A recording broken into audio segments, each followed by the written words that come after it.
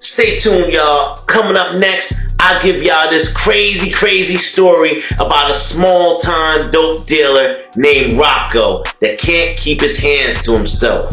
Coming up next on the Corner Prison Talk Show, people. Get with me. What up? We are back. Who am I? Jersey Street Corner, and this is the Prison Talk Show, people. Alright, so today we're going to talk about an inmate named Rocco. Now, Rocco was a small-time dope dealer, and he had a problem, y'all. He was abusive. He couldn't keep his hands to his damn self. Now, Rocco was married. He had a wife and 2 kids. And often he would beat his wife right in front of the kids, y'all. And these are young children. I think they were 5 and 9, I believe. A boy and a girl. Now, Rocco, he was indulging in the dope that he was dealing. That's something that comes with the territory.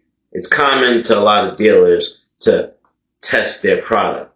Well, Rocco, he would get a little out of hand sometimes. He'd do a little bit more than testing. He would full on sniff. And, it would get to the point where he would get enraged. He would add alcohol to the fumes by drinking beer and liquor. And Rocco would come upstairs from his basement and just start arguments with his wife. Now, his wife was a pretty good woman. She put up with a lot of his stuff. She didn't call the cops. She didn't call her family members or let anybody know that Rocco would, pretty much be beating the dog mess out of her almost every night, y'all. This man would go downstairs in his basement, get lit, and come upstairs and tear her up. And then after all of that, y'all, this evil man would expect relations after that. Y'all know what I mean. It's some youngsters on YouTube. I can't say things the way they should be said. So, this guy was really a monster. I hope I'm painting the picture for y'all. And, well, let's just say Rocco's stay in prison wasn't a very good one. Rocco will face prison justice for his crimes. So, first, he's going to get sentenced by the judge and jury. Then, he's going to get judged by his peers in the prison. The correctional facility will do just that. Correct you. So, y'all, let's get to why Rocco ends up in prison. Because I'm sure that's what you all want to know. So, Rocco was a welder. He was a pretty strong guy. All day long, he would work about 10, 12-hour shifts up on high beams, welding with a heavy piece of metal and the stick rods and everything, and just welding. That's what he did. So, in his eyes, when he got home from work, all he wanted to do was unwind. His side hustle was pushing dope. He had his few clientele that would call him after work and whatnot, and he would run around and see them, or they would stop by the house, etc., etc. The guy would sit down there in the basement and get lit, y'all. He watched shows and movies and all types of stuff on the internet and just get lit. And like I said, occasionally do a little bit of that. And he would think that he's fine. But something would spark in his head that would make him go upstairs and harass his wife. Now, his wife's name was Maria. And they were what you call high school sweethearts. So they were together since they were about 17 or 18 years old. And like I said, they got married, had 2 kids. They have a beautiful house. They live in the suburbs.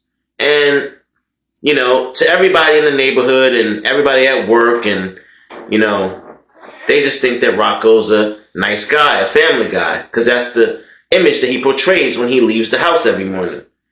Meanwhile, his wife, Maria, she can't live a normal life. She can't even go to work. She doesn't hang out with any friends. She barely hangs out with family or talks to them much because she doesn't want to spill the beans that, well, she's got raccoon eyes almost every day. So she avoids the mailman. She doesn't, sit by the window. She doesn't want to be seen, y'all. Half the time, she's got her face covered up, trying to avoid anybody possibly noticing that she's got black and blue marks all over her cheeks and everywhere. Sometimes, y'all, what they say, a school sweetheart, high school sweethearts, is a good and a bad thing. It could be a good thing because, you really know that person as well as can be expected from being around them for so long. It could be a bad thing because you don't know what that person will turn into in the future. Just because you spent a good 5 years with that person, from 17 on, doesn't mean that they'll continue to be the good person that you knew and met and loved. So that's why they say some people fall in love and some people fall out of love. Now, staying in a relationship once you fall out of love is toxic and can be very, very dangerous. There's resentment involved, there's abuse, whether it's physical or mental abuse, and various things can trigger this abuse, y'all. And none of it, I repeat, none of it is, is good. It's all bad. You don't mentally abuse anybody. You don't physically abuse anybody. Putting your hands on somebody is one of the worst things you could do to anybody, because now, not only are you physically affecting that person, but you're mentally affecting that person. The drama that that person has to go through every time they think of the things that you've done to them, it's psychologically, horrifying. And nobody should have to be put through that drama. So, excuse me, y'all. I get a little worked up when I start talking about issues like this because some of these guys out here, they really need to go to prison and learn. They need to be corrected by the corrections. Yes, y'all. If you put your hands on women regularly at all, you need to be corrected swiftly. Swift justice needs to be met by you. Maybe they need to have a Scared Straight program for grown-ass men that can't keep their hands off of women. Maybe I'll do that. Maybe I'll invest in that. Yeah. Y'all Negroes can't keep y'all hands off y'all women? Well, guess what? We got a program for y'all. And oh yeah, we're going to help y'all women exit that toxic relationship before you unalive her. Because that's what normally happens with you weird dudes. You end up unaliving the one person that loved and cared about you. Because you hated yourself so much, you had to do something to them. Don't get me started, y'all. Don't get me started on these fools. Anyway, y'all. So, one night, Maria will be upstairs doing dishes. And Rocco's downstairs as usual, drinking his liquor, drinking his beer, and doing the other stuff. He's watching some TV shows. And sometimes these shows that people watch can affect their moods and attitudes as well. Maybe Rocco was down there watching some gangster movie where some drug lord is smacking the heck out of his girlfriend every 5 minutes. And maybe that's where Rocco got the idea from, that that's how you be a tough guy. Nah, being a tough guy is being there for your family and standing up for your woman. Being there to make sure that nobody puts a hand on her, let alone you. You putting fear in your woman. Now that's a cold game. Anyway, Rocco will walk his ass up the stairs. And he sees she in there washing dishes. And Rocco will look at the clock. He say, "Hey, it's 7:30. You plan on cooking anything to eat tonight? What's going on with dinner?"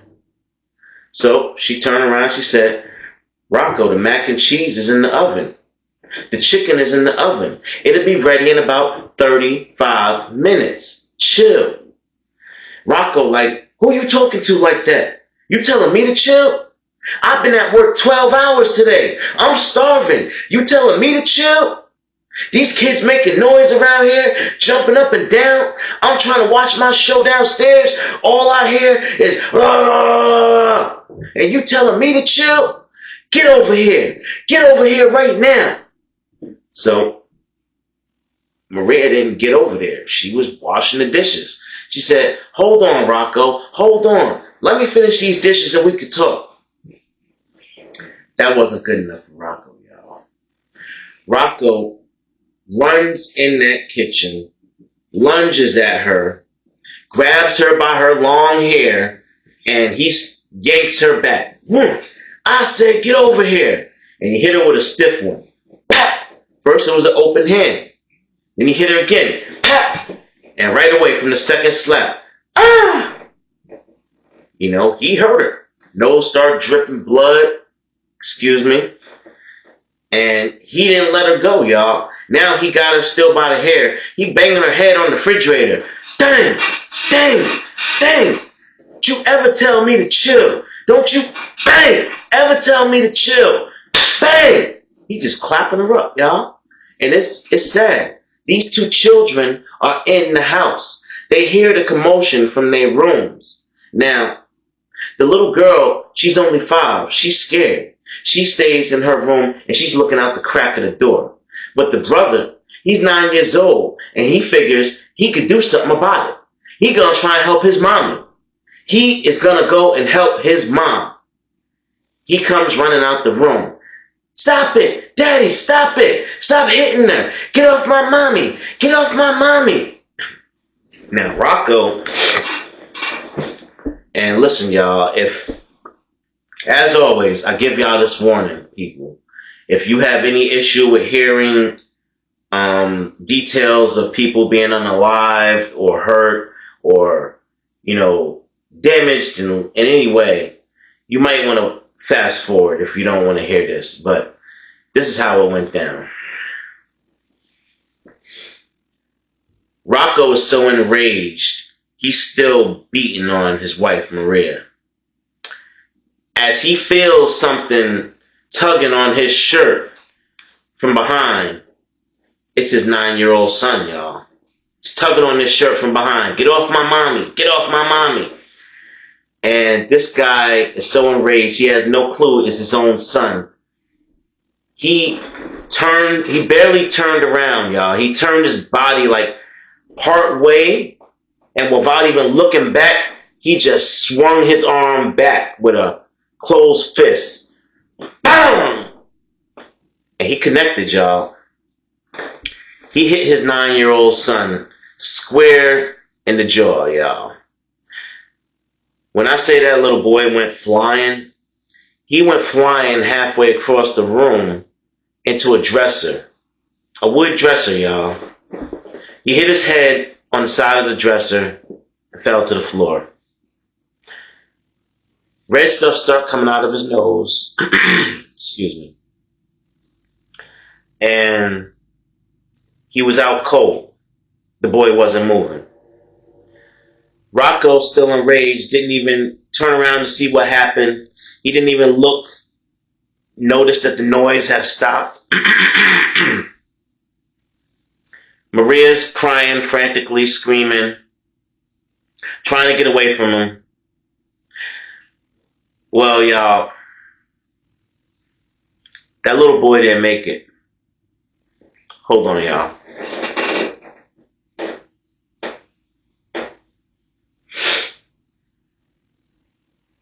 I'm sorry. That little boy didn't make it, y'all. And The neighbors heard the commotion, and they called the cops. By the time the cops got there, the little boy was gone. Everybody saw them take him out on a stretcher, completely covered up. And when you're completely covered up, that means it's over. He unalived his own son, y'all. And they took him to jail. By the time Rocco sobered up and really got wind of what he did, it was too late.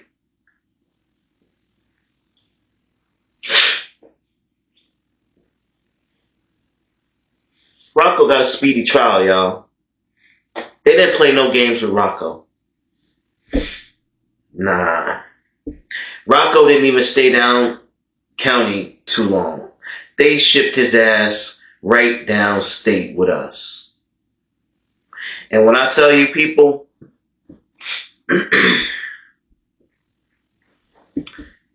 what happened to Rocco in that prison was well deserved. I had to take part in Rocco's punishment because what he did was so heinous. Maria lost her little son, a 9-year-old boy.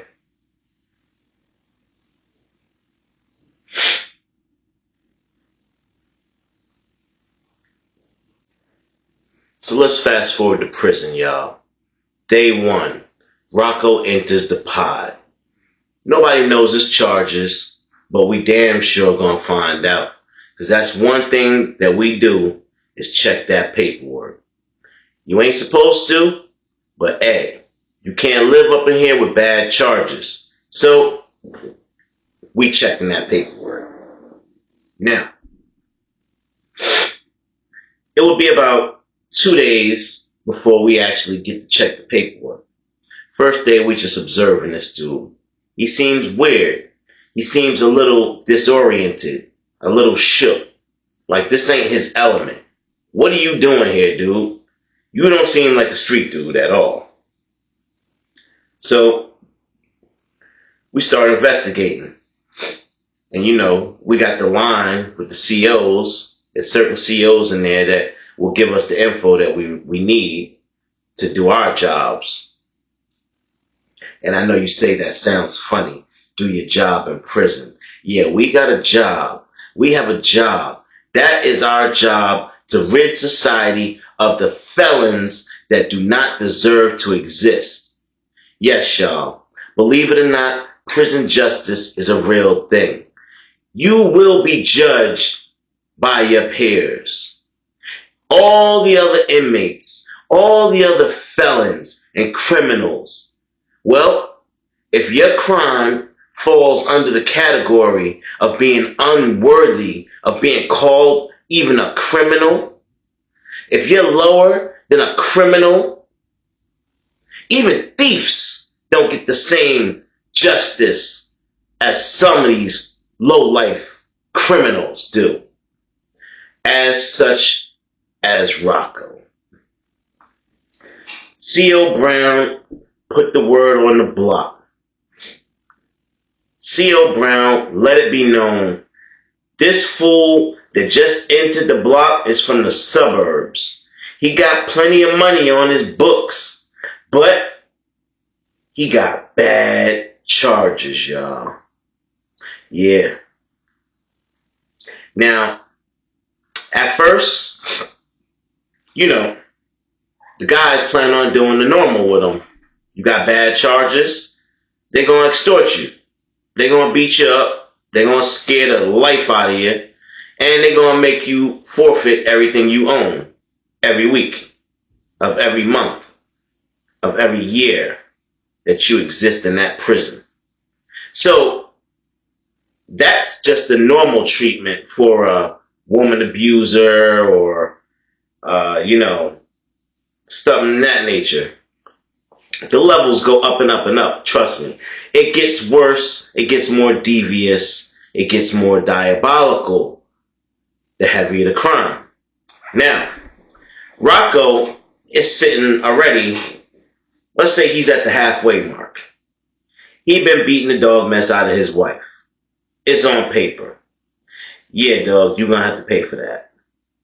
And I know y'all like, who the hell are y'all to hold somebody accountable for the things that they've done? Well, he will find out life is not so easy around these goons that you surrounded yourself with when you decided to put your hands on a woman. So, this is the prison justice you will receive to get your correction, my brother. Now, most of the time, they make it out. They get corrected. They get their ass beat so many times in prison. By the time they walk out of those jail doors, that prison, they don't even want to look at another woman in fear of getting their ass beat for touching her. Yeah. And some guys need that fear, y'all. But now the level goes up a little bit higher when it gets to child abuse. When you put your hands on a child in any manner, whether it be abuse physically, mentally, or sexually, well, now we're talking a whole nother level of correction. You just might not make it out. Why? Because now we see you for what you really are, a deviant, a demonic being that would torture and touch a child, or hurt a child, or mentally torture a child. Any of those fall under the category of super bad charges, in which case you will be dealt with. And most of the time, it don't end up well. Most of the time, they won't make it out of the prison with those super bad charges. So either they end up on a lockup cell where they're in a room by themselves all day going crazy, or a pod with a bunch of people just like them, because if they enter population, they will be unalived on sight. Yes, y'all, people will put years in. They will throw years back on their bed. What's this? I got 15. Give me 10 more. Unalive that fool right in the mess hall with everybody watching. They'll take that clout over that freedom. Do something. I dig it. Damn COs be scared to step in the situation because they want to go home to their family. So listen, y'all, when I tell y'all stay the hell out the prison system, I'm not just up here joking and telling stories and fibbing to y'all. I know y'all like that word fibbing. You probably heard that word in many, many years. But that's what people are doing out here on YouTube, y'all. Fibbing. Telling straight out, cold lies. Listen to your boy. I'm trying to give y'all some knowledge, drop some gems on y'all. Stay out the penitentiary. And if you do happen to find yourself in the penitentiary, man, better hope you ain't got no bad charges. Rocco would end up getting his ass beat on a daily basis, y'all. We was robbing Rocco, kicking Rocco face in. Anything we could think of, a new torture every day. We'd be rubbing Rocco's face against the wall. I mean, just sitting in the day room, smacking him in the back of his head for no reason. Pat, shut up. Pat. He couldn't watch a TV show without getting popped on his forehead for no reason. Pat. And he just got disrespected on an hourly basis. Now, this would go on for about, say, a good 3 weeks or so. That way we had enough time to get as much of his commissary as we could. We made him fill out sheets for what we wanted and order all that stuff. And we just kept draining his account until it was pretty much empty. Same thing with his phone time. He would get robbed of his phone time, y'all. Now, I know y'all probably wondering, how do I have such a great depiction of this story from beginning to end to share with y'all?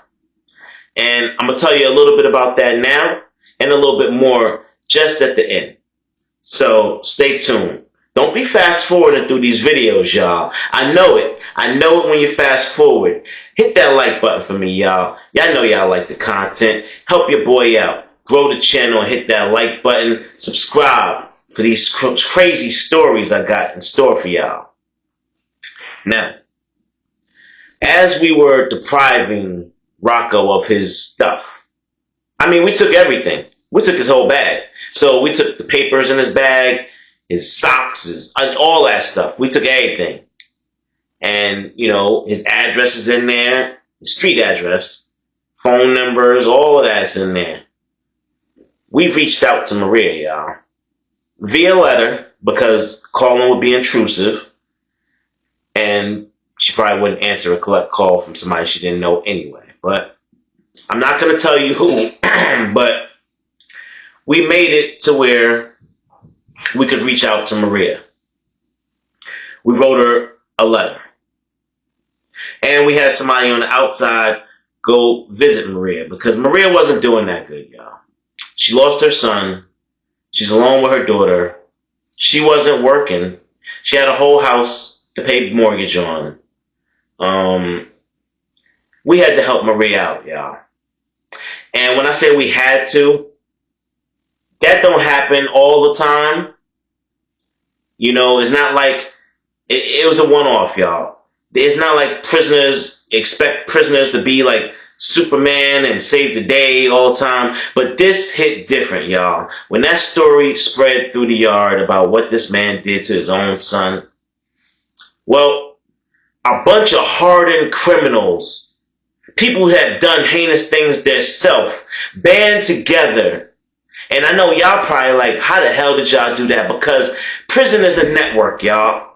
You think just because we behind bars with soup and noodles and all types of rice and bullshit that we can't band together some real money? Oh, nah. How you think the cell phone's getting through? How you think everything, that shit ain't cheap? Listen, y'all. Me and about 35 other inmates in that prison that knew what was going on. We took a whole gathering up, a Cash App gathering, y'all, for over $10,000 combined. Now, we had to send them separately. We did it in about 6 increments, so it wouldn't spark any alarms or anything like that. We didn't want to send all the money to one person's Cash App and send it so everybody banded together with people that they trusted and sent it to whoever they trusted, and then those 6 people were able to send Maria that money. We sent Maria that money from prison, y'all. We was locked down. We eating ramen noodles for dinner with tuna, Jack Mac. We drinking coffee that tastes like dirt. But we still felt the need to help this woman out. We sent her almost $10,000 to help with the funeral services for her son, and hopefully to help her try and get a little food and figure out something, what she was going to do to pay the bills at that house. And we all felt that we owed her, especially after what we did to her husband. Not that it mattered, because she had already filed for divorce. Once he went to prison and he unalived their son, she filed for divorce immediately, y'all. Now, she didn't really have that much of an emotional connection to Rocco left anymore. She had fell way out of love with him years ago after he had been beating her down. But that still was her baby's father. And now, even though she knew he was going to be in jail or prison probably the rest of his life, now she knew it for sure that she was definitely on her own. So I made it a habit, y'all. All 35 of the guys, they keep it up. They did that contribution one time, and that was the most generous thing I've ever seen done in prison, y'all. I have to say. But me personally, after that, I made it my point to try and put together at least $1,000 a month to help her out with her bills. And if you making moves in the prison and you doing this and that, you selling this or you doing that, you could draw or you could write or whatever it is your hustle is in prison, it's easy for you to come up with some bread. Everything is inflated in prison. You could sell a little speck of marijuana in prison and make like, $20 off of a little small pebble like that. But anyway, let's not get into those politics. But I did that and, it helped me in my bid. It helped me feel better about myself. Now, I definitely never had bad charges. But the fact that my crime may have hurt somebody, it made me feel better giving back or helping somebody that needed to be helped. You see what I'm saying? Me stealing from rich people or robbing rich people didn't make me, feel bad. But being able to help somebody that was in need, that made me feel so good, y'all. So that's going to be the end of that story. And I just want to touch on something real quick before I let y'all go, y'all. I had to take a little break during shooting this video.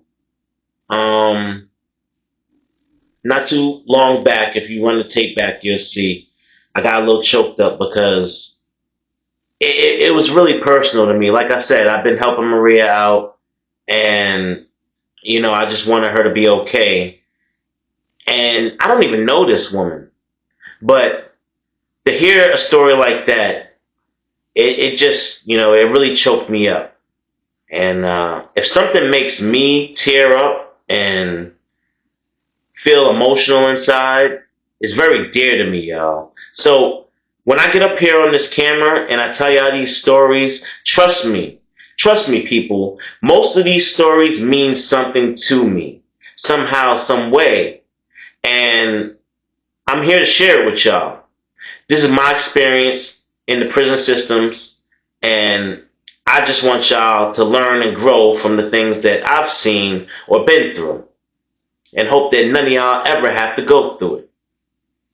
Alright, y'all. With that, I'm going to get on up out of here. It's your boy Jay Corner. This is the Prison Talk Show, people. Like, share, subscribe, drop a comment, and let me know what you think, people. Alright, y'all. Holla at me.